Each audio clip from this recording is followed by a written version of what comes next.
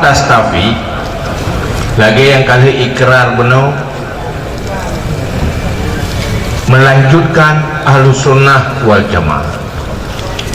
Misi Ahlus Sunnah wal Jamaah, apa sebenarnya Ahlus Sunnah wal Jamaah?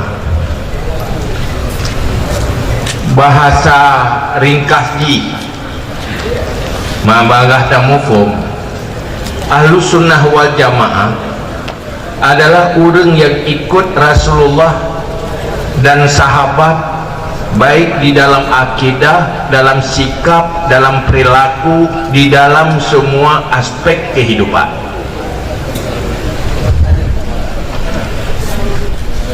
Imam Al-Ghazali di dalam kitab tasawuf membahas pakiban perilaku para sahabat yang dianjurkan oleh Rasulullah di dalam menjalani kehidupan apapun profesinya.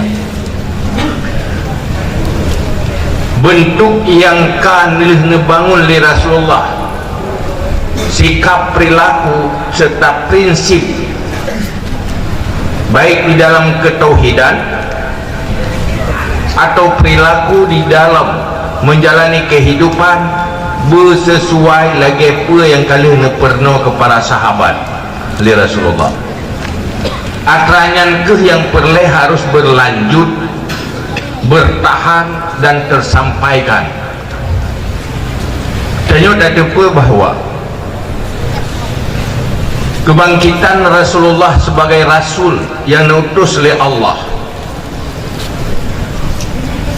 kan ia halangi manusia untuk baiklah menjalani aktivitas kehidupan.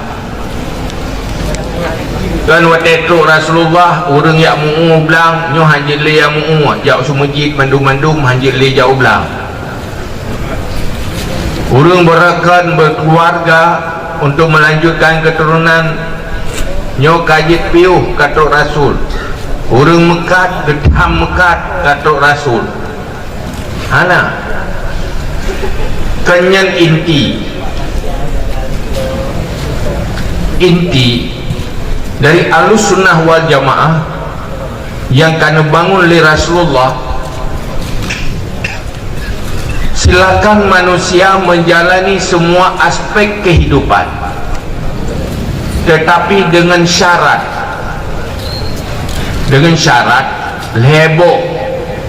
lebo syarat.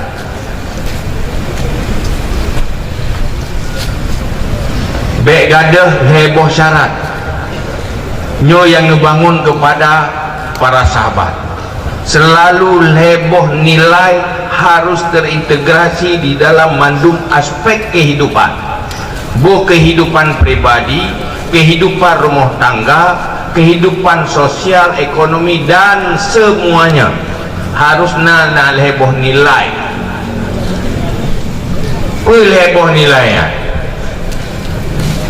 pertama, pastikan di dalam sikap dan perilaku selalu adil.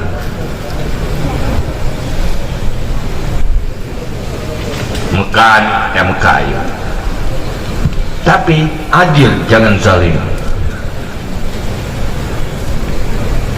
Jika ke suami silakan kawin, syarat suami yang adil. Tiraurinang kaja ke istri, adilnya kan cuma suami, istri juga harus adil.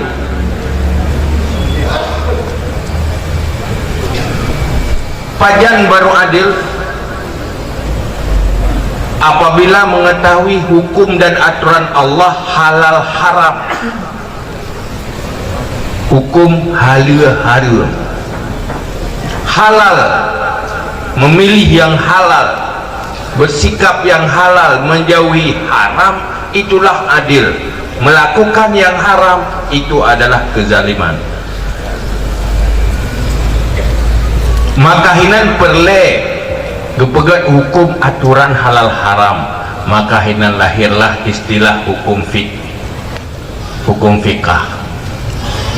Ulama menerjemahkan nilai-nilai halal haram yang dalam Al-Quran supaya manusianya bisa mempraktekkan teh yang halal, menjauhkan yang haram, maka di saatnya manusia keadil. Tanya Nabi tahu tadi ngebak khutbah Jumat, innallaha ya'murukum bil adli, adil. Pajan baru adil, manusia itu orang sikap adil, begitu orang halu-harum lah. Apabila ilmu halu-harumnya hanatu, mereka akan cenderung menghalalkan segala cara. Menyuruh mekat asaina laba, masalah harum mana mufum gaya, sah ana mufum gaya. Mereka menjadi zalim di dalam perdagangan. Kira urun mengkawin,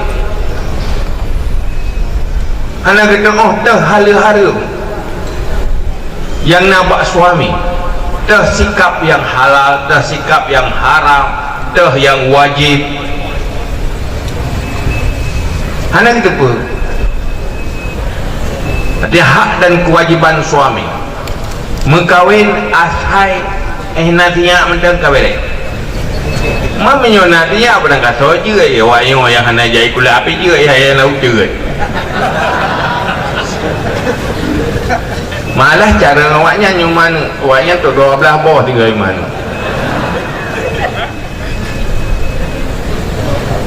Kenyan sekedar melanjutkan keturunan, di situ ada halal haram. Maka perlu ilmu tentang hak dan kewajiban kita suami. Maka perlu ilmiah yang mandung dari Al-Quran menanti istri benar ilmiah. Makanya ke ilmunya yang supaya manusia bersikap adil, jangan zalim di dalam semua aspek nyo yang perlu ilmu lepon. Di saat ilmunya kana baru kita amalkan.